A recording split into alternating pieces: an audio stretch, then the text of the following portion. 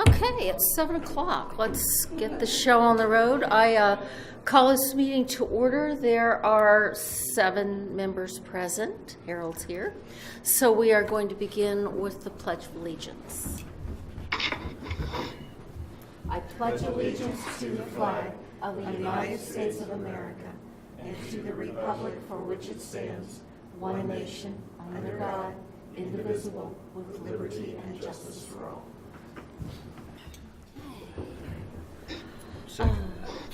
I need a motion to approve the agenda, please. So moved. Second. Okay, a motion and a second. All in favor, raise your right hand. Okay. Did you? Yeah, they were up. Okay, 7-0, thank you. We have a consent agenda, which was sent to you. I need a motion to approve that as well. I move we approve the consent agenda. Second. Okay, any discussion? If not, all in favor, raise your right hand. All opposed, same sign, 7-0, thank you. Item 4.01, OEA. We have Mr. Tim Hoffman here. He's the OEA president to present the board members with certificates of appreciation. The month of January is Board Appreciation Month, and so this is just a tiny way to say thank you for all the time you spend reading my updates and all the time you put into making decisions on behalf of our students. So, Tim, if you want to come on up, and board members, if you'll stand. We have them in order, so Tim can go around this way. Thank you, sir. Appreciate that. Thank you. Put Harold there. That works well. Harold, you got one. Okay. Thank you. Thank you.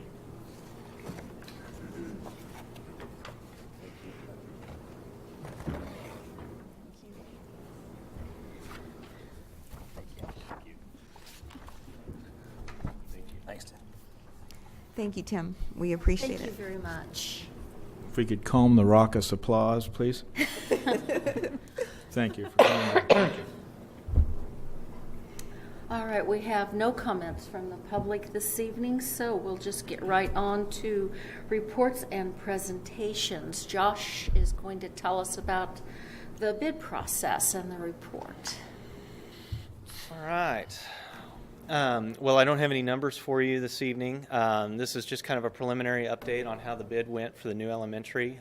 We did receive the bids last Tuesday, opened those. I was very pleased with the turnout. We had nearly 200 bids, so we averaged about 5 bids per bid package.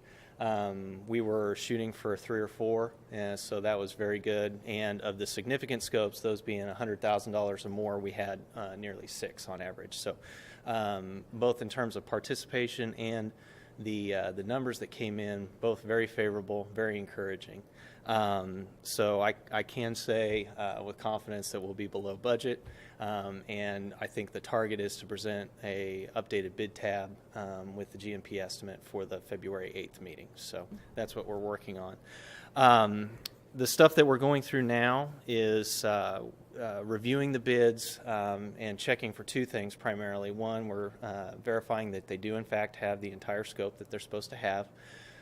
Within the bid documents, there's a bid package with a detailed scope of work for every one of those, yet when we receive bids, they don't necessarily follow those all the time. So we're going through those and identifying any gaps and asking those to be corrected, and that'll be shown if there's any post-bid adjustments on that bid tab that you'll see in 2 weeks. The other part we're doing is we're judging their ability to perform. Within the bid documents, there's 10 criteria that we listed for how we evaluate the bids, because the intent is not necessarily to pick the cheapest bid, but to pick the bid that is in the best interest of the school district. So those things extend beyond purely just the bid price, but their ability to perform. That includes having the proper insurance, ability to bond, performance on similar sized projects and type, all of that type of stuff. So within the bid documents, there was a contractor pre-qualification form. Again, some of those guys turned in a pre-qualification form, some of them didn't. So those that didn't will go back to the low bidder or the low 2 or 3 if they're pretty close, request that information so that we can evaluate that as well. So that's what we're working on. Like I said, our goal is to have all of that compiled for the February 8th meeting. We should know later this week if we're going to be able to make that or not. It's purely contingent on getting that information back from the bidders. But very, very pleased with how the bids came in, the participation. I think we had a lot of things working in our favor. The timing of it, folks are looking to book work for the year. The fact that it was a new school, it was relatively easy to bid, as opposed to contrast that with the high school where it's multiple phases, renovations, that type of thing. And we really worked the phones too. We emailed, faxed, we were following up a lot, and I think it showed with the participation. So very, very pleased. So. It was an interesting process. Brian was there, I was there, Dr. Stroh and Dr. Cobbs, and it was really interesting. It was fun. It was fun to be there. Took a while to go through all of those. Yeah, but it was it's still interesting. Yeah, yeah. So that's all I have for this evening, unless there's any questions, and I'll have a lot more information here in a couple of weeks on it. Any questions for Josh about where we are and what we're doing? Harold? Okay. Okay. Thank All right. you. Thank Thank you. you very much. Okay.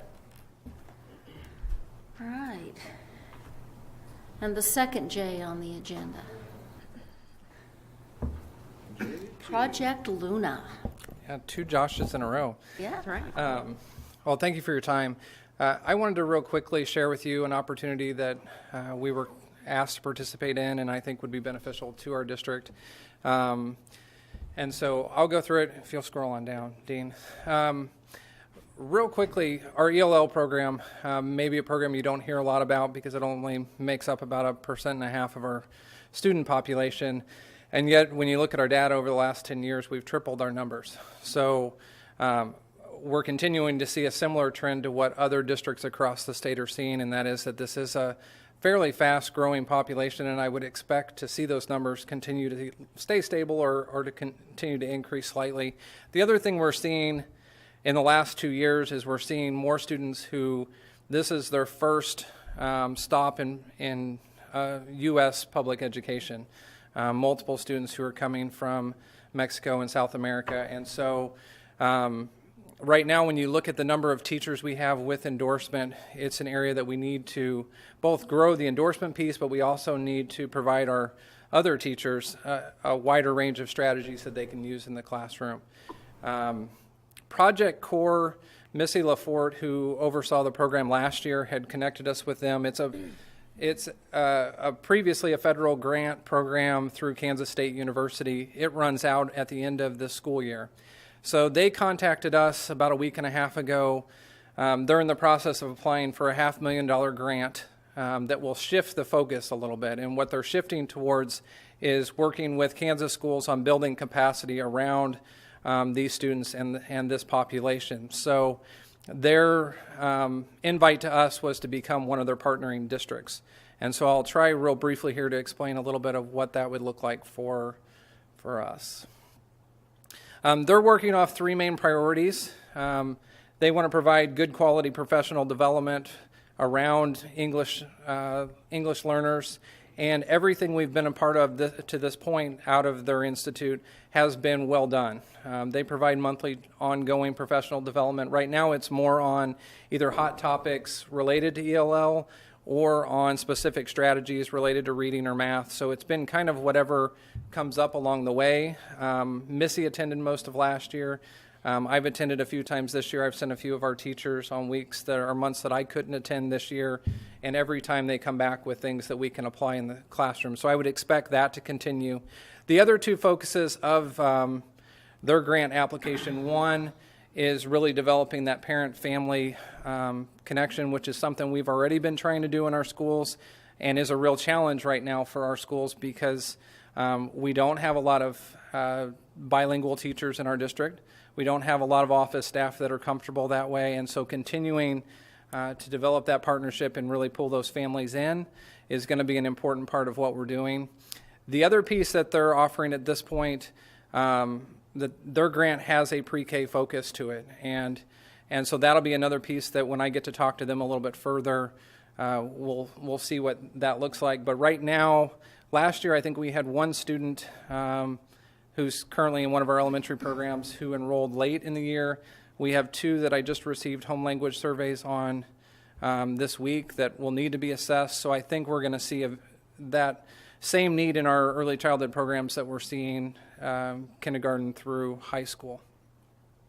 Keep on going there, Dean. No, you're fine.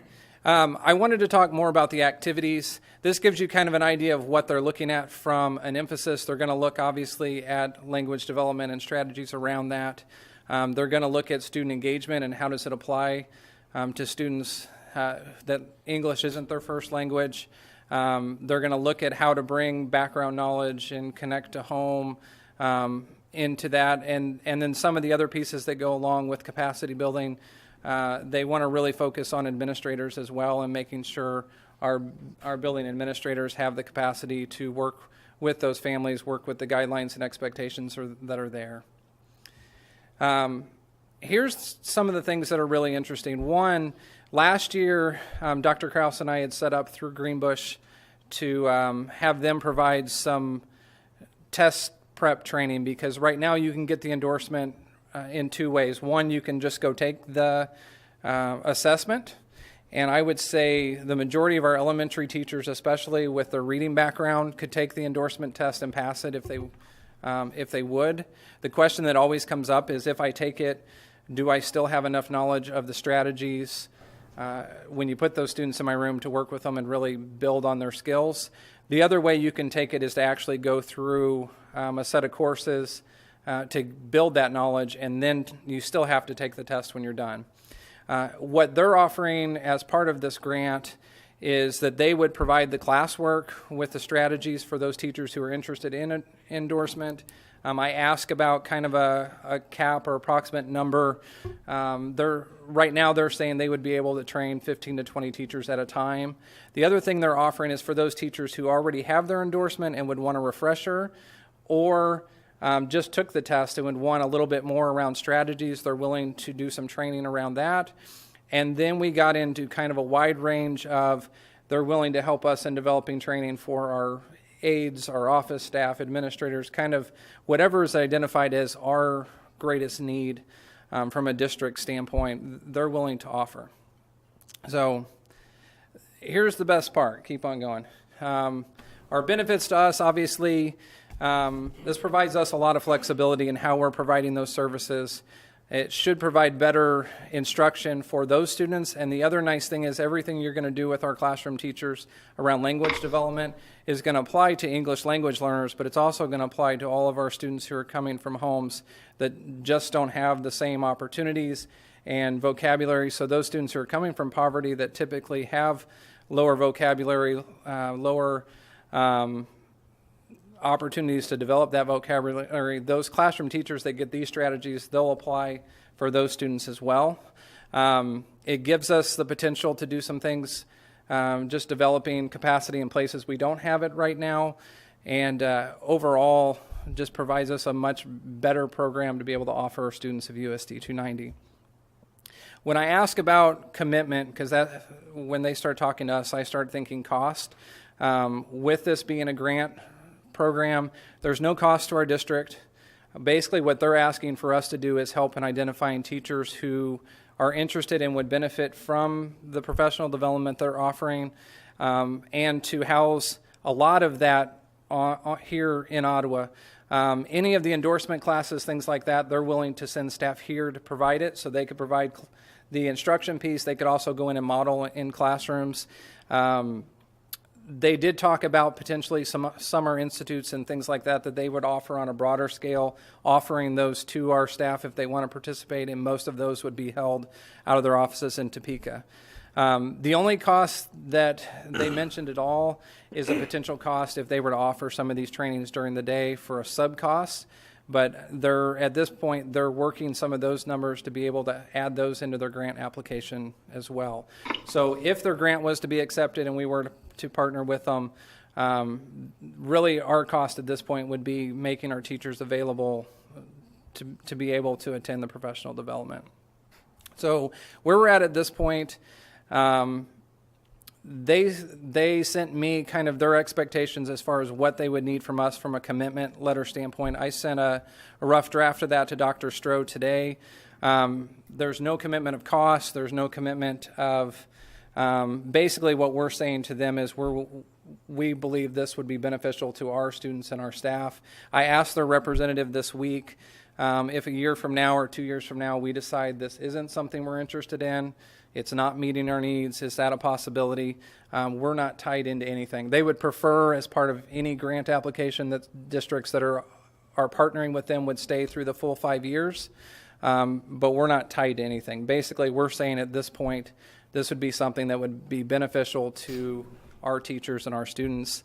As they get started, they'll bring all of the districts together that are partnering and start kind of a planning process where we'll get into more details as to, of the big long list of things that they've offered that they can do, what are the ones that are most beneficial to the Ottawa schools and to our teachers, and we would start to work with that within our professional development schedule.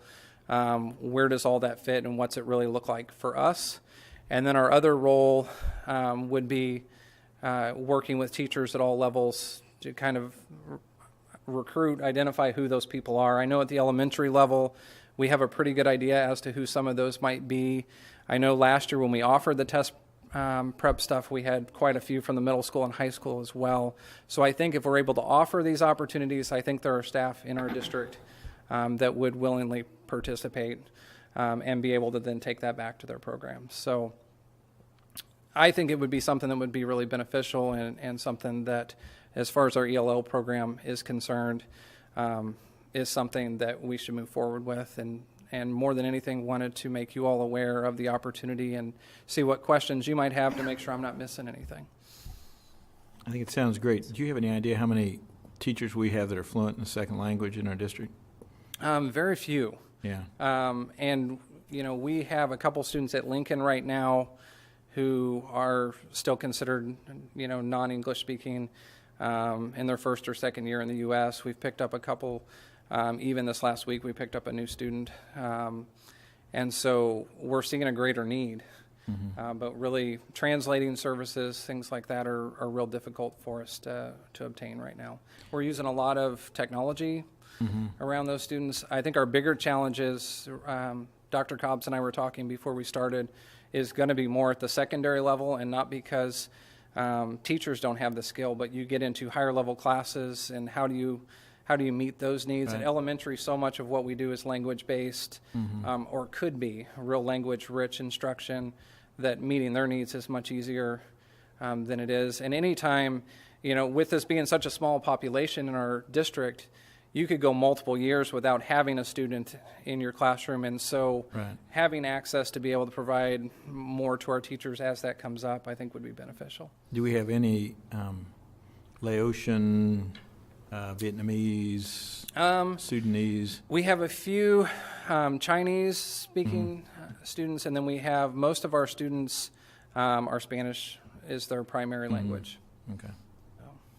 Are we able to, I don't know if it would be through this program or just through the district, able to provide interpreters for conferences and things like that? We get into some things. I know we've had several situations with IEPs and 504s where we've had to provide some of those, but usually we're using outside agencies more than having them local, just because the resources aren't as easy to access.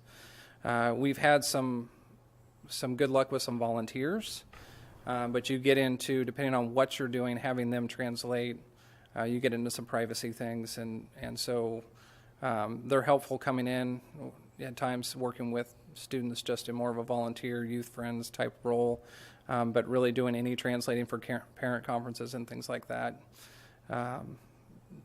We haven't gone there at this point.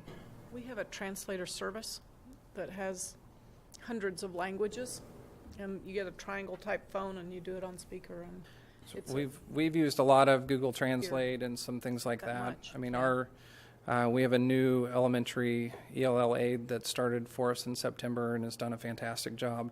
And she's using Google Translate all day long. So, there's some nice resources there now that you can have a conversation back and forth. Obviously, it's not the same as having a person there who can do that same thing, but. Although I must caution you, Steph has Spanish kids in her.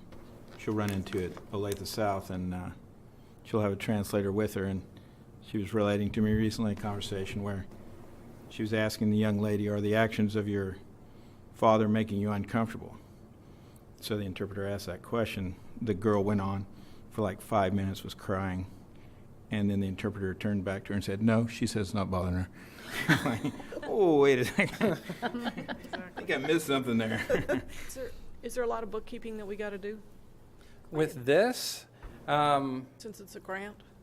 it's all the grant. They're the person requesting the grant, managing all the funds. So as far as I'm aware, and I'll ask that question just to be sure, but as far as I'm aware, they're the one responsible for documenting all of those kind of things. Well, and if this is a strategy that we're going to add, like to the elementary schools, is there anything that we're going to drop off? It feels like we add a lot of stuff. We never take anything away. And my head would be hurting by this point.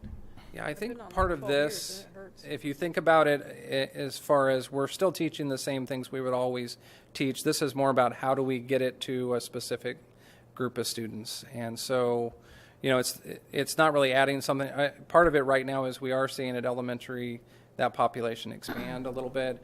And the other thing that I've talked with Austin Interest and Brent Lane a little bit about is trying to get a better handle on why so many of our students by middle school, high school are exiting our program. Because they're still, a lot of them still have the same need. And so just trying to get an idea of is it the services we've been offering? Is it because they get into higher level courses and that's more beneficial to them? I'm not really sure yet. But that's another area that we're really looking at. Whether they're receiving our services or they opt out of them, as we start a new ELL assessment this year, which will be its own challenge because like all state assessments in Kansas, it's a pilot this year. It's a new format. It's not working on the KITE system. So it's following the same pattern. But all of those students, whether they're receiving services or not, are still part of that once they qualify. And whether we like it or not, they still count for or against us from an AMO standpoint. So I want to make sure whether they're in our program or they're in our classrooms that we're providing our teachers the strategies that they can use to meet their needs. I always contended that first grade was ELL anyway. Absolutely. Yep. All the younger grades. Yeah. All right. So does this work for all languages coming in? It's not specific to Spanish or anything like that. It's going to be more based on where they're at in phases of language development. What strategies would you use in your classroom? Right now, as far as being able to access resources, most of what we could access would be Spanish. And yet at Lincoln, I think we have about as many students who speak another language as we do Spanish right now as far as within that program. So that doesn't always work. But as far as this program being specific to any one, no, it would be a pretty broad range of strategies that we could use. And these strategies, is this something where you take these kids that you know are struggling and you pull them aside, or is this something that they use in the general classroom with all 20 kids? Right. There's a combination of both. For our general classroom teachers, it's going to be more about how do you take those strategies within your whole group and small group and assist students in what you're already doing. We do have students that have some pull-out services for ELL. And so, obviously you're going to use a different set of strategies there when you have a student out of the room. The nice thing, though, with what you're looking at is, again, these strategies are going to work across the board, and a lot of them, and that's why I think the transition will be easier at elementary, is it's just good instructional practice. So I think a lot of our elementary teachers, as they go through it, are already going to see that they're doing a lot of those things.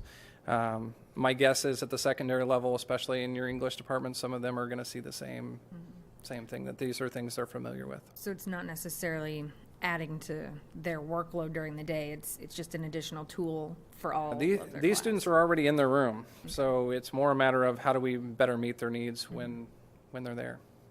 As long as we're not, piling it onto the teachers. Yep. Nope, I appreciate that. Bueno. All right. Bueno, I said bueno. Okay. Okay. Thank you. Comprende? Okay, thank you. And the next J. The last J. The last J. Plachette. And your presentation scaled correctly, so you can use the pointer clicker. It'll work for yours. I only have like 5 slides. Well, I wanted to visit with you this evening about a foundation. I believe I sent you information in probably September, October, and November about a foundation. But as we move towards more and more things, including our bond project, it's more and more necessary that we settle up and get this foundation going. So I want to give you some information this evening. I included both the articles of incorporation and the bylaws, so you can look over those if you haven't had a chance to do that, and then ask for approval on February 8th. So we need a foundation. Is really an organization that can accept tax-exempt funds, manage scholarships, which we already have, other donations to provide opportunities for our students. So basically, this is kind of a graphic of what a foundation looks like. We'll have a board that will be different than the school board, although we'll ask a board member to serve on the foundation board, and that's the group that will make decisions in terms of how the donations are managed and how we dole that money out to kids. We will have within that foundation line items so that if somebody wants to donate to performing arts, they can do that. If someone wants to donate to the science program, career tech ed, college scholarships, whatever their particular idea is, then we can do that. We already have funds that need to be in a foundation. Terry manages a number of scholarships. We have $44,000 that is, I can't remember her name. Hazelton. Was donated in 1920, and so that would go into this foundation. And as we do some work at both the elementary and high school, I believe that we'll have some donations from various different parties that will allow us to do some things. We want to create a cyclone circle at the high school, have some pavers, people can make donations, those kinds of things. We have some ideas about if we can get the cyclone refurbished, that we can do some things and add to the foundation. So that's kind of the idea. I know that in past districts I've been in, foundations have been very, very successful. There has not been an actual Ottawa Schools Foundation. There was a foundation called OPET, I think it was, but it wasn't actually part of the district. So this will be the first one that we know Or of. Public Education Trust. Yeah. Mm-hmm. Yeah. Mike Norris and I developed both the bylaws and the articles of incorporation. So as you read through those, if you have any questions, I'll try to answer those. Right now, scholarships are, they're like line items, right? I guess I'm asking Terry this. Right, well, I have a separate fund set up for different scholarships. So they each have a revenue line and an expense line, and within that fund, so it's not reportable to the state. So that would be then part of this, all the scholarship money. Mm-hmm. Yeah, oh, yeah, definitely. Yeah. Okay. Mm-hmm. understanding from having worked with a 501c3 before is that you have to annually raise a certain amount of money, a percentage of the corpus, or I don't know. Aren't there rules like that so you can maintain your 501c3? Yes. I think it's more just reporting. You just have to file a report annually with your board members, your president, and, stuff that we'd have on hand. I mean, it's, I think in order to maintain an active 501c3, you have to raise a certain amount of that was how the hospital charitable association got into trouble. oh, really? They tried to get the 501c3 because they weren't annually raising as a percentage of that corpus that was there. So you have to determine what that corpus is, and I don't know. I just know there were some really tight spots. And then when you try to dissolve a 501c3, it is a pain. Mm-hmm. Let me just tell you. Ooh. We had all kinds of meetings about that one. So for whatever it's worth. Yeah, yeah. And no doubt there are positives and negatives. I think the positives for our kids and the things that we can do far outweigh the other things that we're going to have to pay close attention to. But thank you for that. Any other questions? Are there any costs associated with getting this started? Yeah. Filing fees. I mean, we've got to file some applications and that kind of thing. Mike isn't cheap. Bless his heart. But that's So- it's all stuff we Right. can It's cover. well worth. Yeah. Okay. It's not terribly expensive in it, and it's definitely worth it. Yeah. Yeah. So, well, if you have questions over the next couple of weeks, as you go through those articles and the bylaws, please let me know, and I'll ask for approval on the 8th. Now, I guess I have one more question. We have a chunk of money that we will start this with, Yes, right? we do. Yes, we do have a chunk of change that we'll start with. Yes. Okay. Yeah, and many grants that are available can only be funneled through foundations. So we just don't apply for any of those because we don't have a foundation. So that, Okay. should those things become available, we can do that. Okay. So I think it will serve us well. and Yeah, it'll be of great benefit. Plus, it'll make the Koch brothers happy as we continue to fund public education That's through exactly private right. donations. I imagine that the attorney has looked into there's a lot of different ways to go about establishing trusts and foundations, and there's the 501, there's all these different kinds of 501s and all that kind of stuff, and so this would be the preferred option for what we're trying to do. Is that Mr. Norris has set up foundations in the Olathe School District and other school districts, and so he's well aware of how it needs to work for school districts. Yeah. okay? Thank you. Perfect. All right. Okay, thank you. Okay, on to board reports. Other than the fact that we won this fabulous Community Builder Award a week ago Saturday, Yes, which was quite an honor. Yep. Very and it was a proud. lot of fun. Yeah, it was. It was awesome. It's a nice evening. It was nice. Good food, lots of people. Yeah. Anything else been going on? I've gone to a number of things.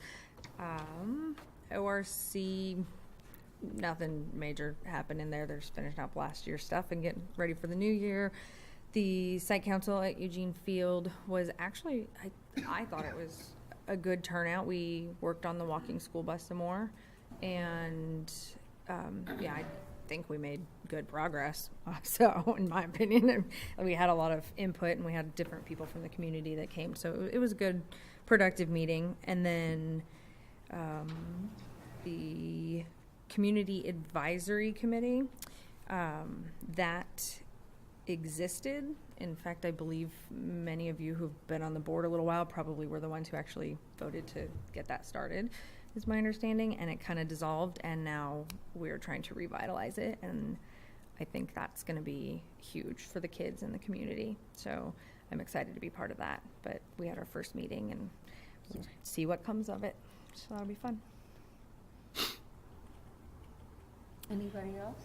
Yeah, I today went to the Ottawa High School Site Council and went over some of the phasing for the renovation of the school, and then some BYOC, and then an initiative that Dr. Krobbs has about trying to get some kids to be able to graduate with a lot more college credits and maybe even as far as having an associate degree as they graduate high school. Kind of get them to do 2 at once, which would be a great thing to have happen. Mm-hmm. And then last Friday, I went with 4th grade at Eugene Field to a trip to the Capitol. So it was interesting for the kids to get to see a little bit of history. And then afterwards, they went to the Kansas Museum there in Topeka. And I think the kids got a tremendous amount of information out of it. Good. It's always fun to do that. And then we had the legislative coffee on Saturday, which is always a joy to attend. Forgot about that. Yeah.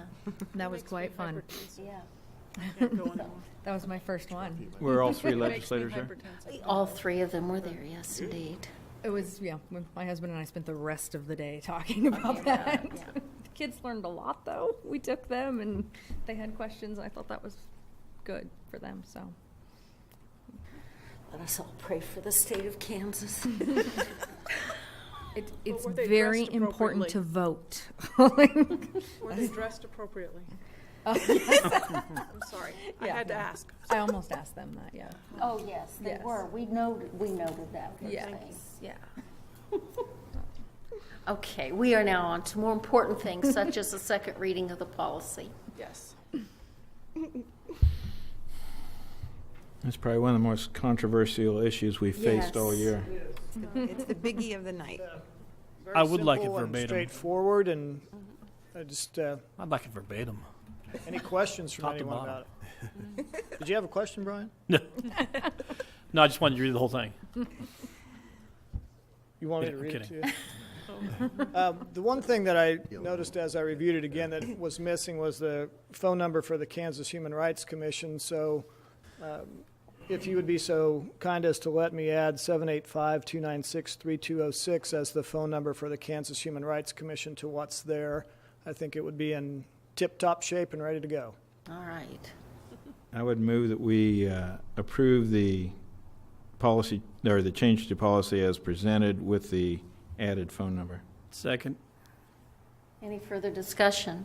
If not, all in favor, raise your right hand. Okay, 7-0. Thank you very much. Thanks for doing that. Thank you. Thank you. So we don't have- Okay, it is, we need an executive session for Personnel. personnel, and we need to invite Dr. Stroh. So I How would- long would you like, Madam Chair? 20 minutes, I think, should do it. Madam Chair, I'd move that the board go into executive session for the purpose of discussing personnel matters for non-elected personnel, inviting the board, including Harold and Dr. Stroh, and return to this room at, Say 8 o'clock. yeah, okay, I'll say it, although I wanted to be at watching the game by then, but 8 p.m.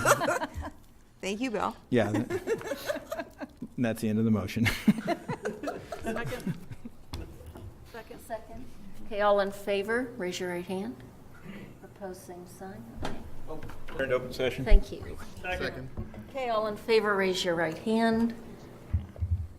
Okay, 7-0, thank you very much. It is now time to approve the personnel report. There was one sent, what am I missing? My something? contract. Well, are we going to do that first? and then Oh, your I'm sorry. contract? Go ahead. I'm Is sorry. that okay? Yes. I would move that we. Okay, you're the president. You can do what you want. I would Fine. move that we approve the personnel report as presented. Second. All in favor, raise your right hand, please. Okay, opposed, same Can't afford the sign. heat bill. Thank you. 7-0. Does Dean know he's not supposed to vote? I don't know. Dean quit voting.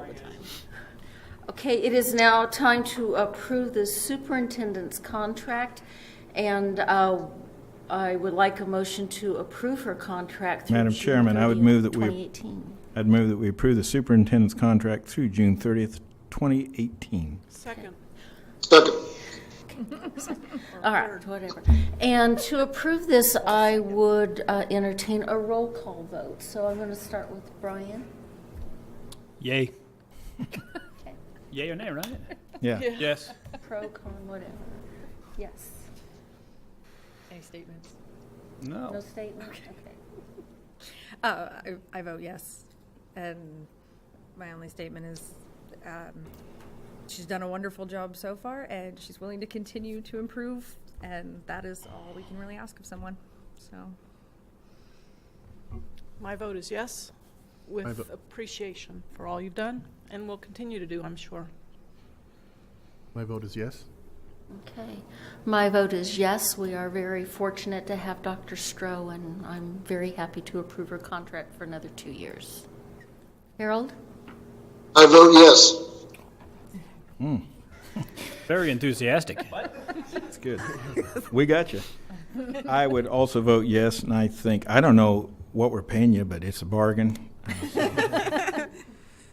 Thank you. So, hooray. Congratulations. We are very pleased. Thank You're you. stuck with us. I'm very honored. I'm very honored to be here. Thank you. You're stuck with all of us for 2 more years. And we are on to announcements.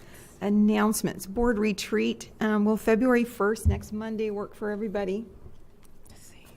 Say it again.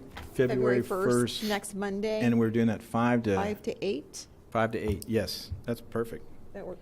I can make it work. Work around your ball games there. Okay. I have to bring a Got kid it right on too. something. Okay. Then we'll make that work.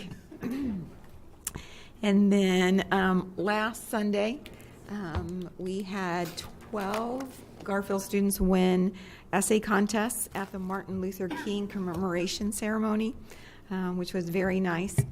All the first place winners got to read their essays. It was fun to listen to them. Then, there's some legislation, very interesting to listen to, and just a couple of things. The Senate hearing, or the House hearings today for House Bill 2468, which would authorize air guns on school property. So there's some pretty interesting things out there. Guns, huh? But no to grenade launchers still, or not? No grenade What about launchers. Uzis? Yeah. We still can't have Nerf guns then. No Nerf guns. No Nerf guns, but No Nerf air gun- guns. but air Okay. guns. Marshmallow shooters? We can do that. Science project? And then I'm sure you've heard a lot about House Bill 2504 that's just been introduced, and that's the reorganization of school districts by county. That hasn't been in any committee yet, but there was a lot of talk about it on Saturday at the legislative forum. That isn't something they do like at a midnight vote, is it?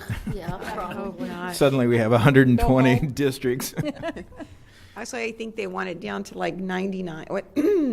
It isn't so much the number of districts as the number of central office people, I think Yes, they're concerned yes. about. Yeah. So, And Yeah, all the- for a savings of 17 million on the 900 well, million. yeah, we're that's the allowed. incredible irony is the administrative inefficiency of our state government. Well, never mind.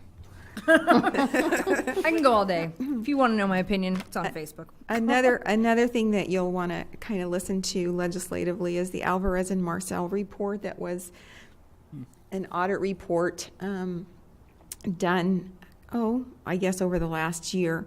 And some of the things that will impact schools include lower cash balances, a K-12 state insurance pool, and some new a new federal grant focus.